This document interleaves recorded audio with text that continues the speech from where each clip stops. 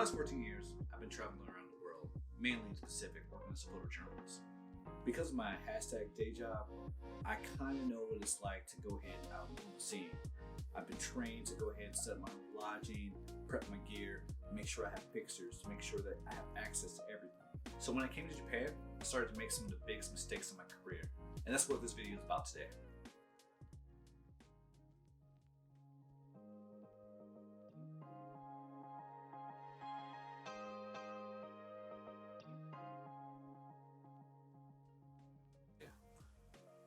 Hey everybody, I'm Tori from CLC. We're going to be trying to do one of these videos once a month, so go ahead and like and subscribe to this video if you want to stay up to date on my newest videos. If you haven't heard yet, I'm actually getting ready to relocate. I'm going to be moving to DC in the next few months. So I see a lot of these YouTube videos out there where people are talking about why they're running away from Japan and they're usually bashing the country. And that really hasn't been my experience. I mean, I have made mistakes, but most of those mistakes were really self-inflicted. The truth is, I love Japan, but when I got offered a job back in America, I really hopped on it really quickly. But this is a perfect time for me to have my own self-reflection and think about the mistakes I've made actually being a photojournalist in Japan. So usually as a professional photojournalist, you're going to prepare for a whole event, okay? You can't go out to some location and come back with nothing. The big thing is, when you're out there, you gotta make it work. Now that brings me to mistake number one. I didn't prepare. The key thing that I realized was that I came to Japan with a lot of hubris. I mean, I worked in Bahrain, Korea, and a few other countries, and really, I'm proud of the work that I did there. My job here in Japan was really just a position for me to teach photography, and it was a 9-to-5 gig. And I was like, great, cool. I get to go up to Tokyo at the end of the day and go take some photos with my friends. For the most part, I was okay with that. I mean, it was just a quick hop on the train and I was up in Tokyo in less than an hour. Now, I don't consider myself a street photographer. I consider myself more of a photojournalist and I focus on spot news. So the whole idea of just going up to a city and running around and taking photos, it just didn't fit my own style of how I shoot. Sure, I got some great shots and I like what I produce, but it really wasn't for me.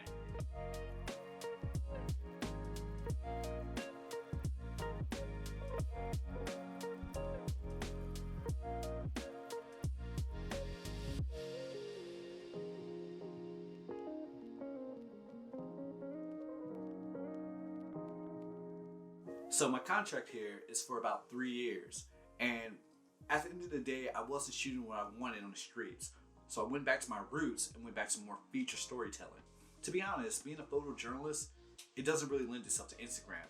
I mean, in Instagram, it's more of a cool shots more than it is just these photo stories. So without a dedicated publication or a targeted audience, where was my work really going? Now, despite the market being for Instagram, I still hunker down and try to find stories of my own. And that brings me to mistake number two. My Japanese is terrible, and that's my own fault. So I got offered this job, and a few months later I was on a plane, which was cool. I was already out the door, I had my books prepped up, I was already listening to my little Rosetta Stone about how to speak Japanese, and my friends were telling me, don't worry, you come down to Japan, we'll help you out. None of that worked out. I've been taught my whole career, you don't really go to a location without resources and fixers to help you out there. And me, I totally just went to Japan flying blind. Now people are gonna tell you, hey, don't worry, I can speak some Japanese and I can get you there. But Japanese is a hard language, and 3 years later, and with me trying, I basically speak bar level Japanese. I can walk into a restaurant and make sure I don't starve. As a photojournalist, you're telling yourself, hey, I got 3 years out here and I need access, I'll be able to figure it out and get there. And that was really idiotic of me to think that I could do it by myself. And like I said before, those friends that say, hey, I want to be there and help you out and actually help you translate this, that's useless, because really the best one who can advocate for your story is yourself. It's great to have people who have that access and they can get you in the door, but the kind of photojournalism I'm doing, I don't have time to have 2 or 3 friends with me helping me translate this and say, let me in to shoot this. So when I'm teaching my classes, a lot of my students ask me, hey, why is that famous for photojournalists? Their photos look so good. It's not as always just skill. It's a lot of times about that access. And you want to know, how did that photojournalist get that shot? They had the end to get that shot. Now, I don't want to make it sound like I didn't get any shots that I wanted to get. I found ways to get out there and do my thing. I hung out with expats. I shot certain events. I went to concerts. All these things helped me kind of do what I wanted to do. But at the end of the day, it wasn't shooting at the same caliber that I was back in the United States. And the real reason because of that is that I had all that access back in America. I could do the research. I knew what was going on. I had my points of contacts and I knew how to dig further in the story. Where in Japan, I just didn't have that.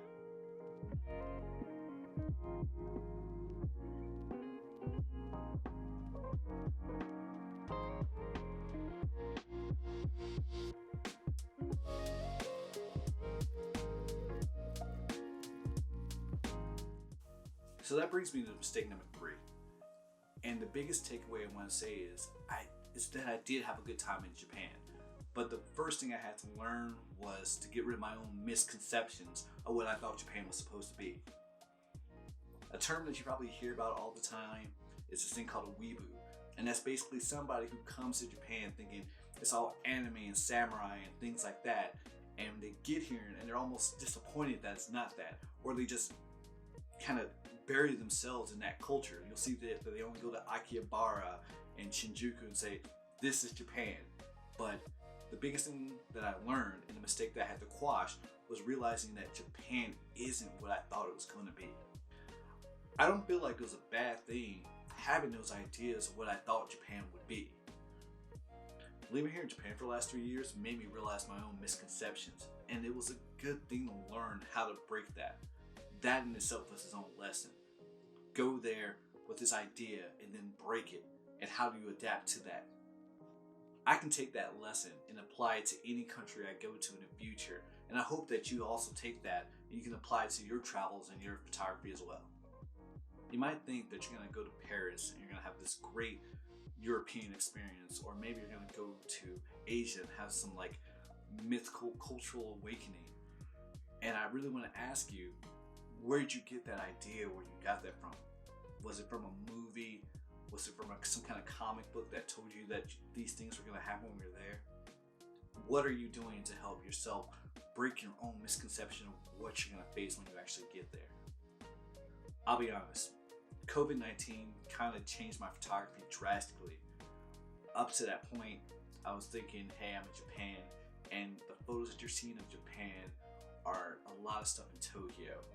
And with the city being locked down, it forced me to get out there, and I started seeing more of the real Japan.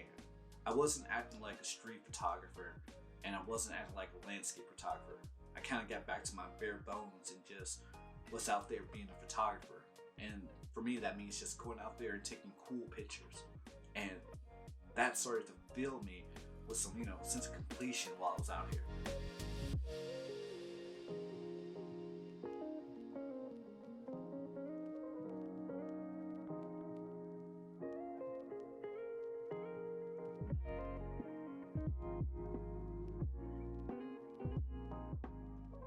I think that's what we should all aspire to be, just a photographer. You want to be able to just go out there and take cool shots and not pigeonhole yourself in some genre of what you think you should be. I took the skills that I had from being a street photographer, a documentarian photographer, and I was able to apply it to my travels outside my normal venues in Tokyo. And I found myself a lot happier with what I was producing. Now that I'm leaving Japan and getting ready to move to DC, I've already done like the pre-work. I've already set up things with some non-for-profits. I got some political issues I want to cover. And it's not just me going out there, again, just to take cool shots. It's things that I'm passionate about. Back to the roots of what I want to do as a photojournalist. And I feel like with that preparation of knowing this new location I'm going to, I'm going to do better. And even if I get there and it's not what I expect it to be, I still have the mindset of what I've learned here in Japan to be able to adapt to that change and keep shooting. I'm moving to DC with my own plan and my own goals, and I'm ready to take on these new challenges. But at the same time, like I said before, I'm ready for it not to be what I expected. And things are going to be drastically changing there. You guys seen the news. DC is not the place that it used to be. And I'm going into this whole new scene expecting that new change. And if it's not what I think it's going to be, I think I'm good enough to adapt to it.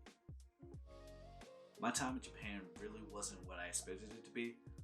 But at the same time, just being a competent photographer, I was able to go ahead and compile a good body of work. And I hope that it's going to be ready for me to show it to the world. And I hope that you guys will all enjoy it as much as I did taking it. Anyways, thanks for watching my video. And I hope that you guys, if you really like some of my work, you'll follow me on Instagram. Probably in the next few months before I leave here, I hope to be publishing my own little book of some of the things that I've shot while I was here in Japan. And I'll try to keep you guys updated as best as possible.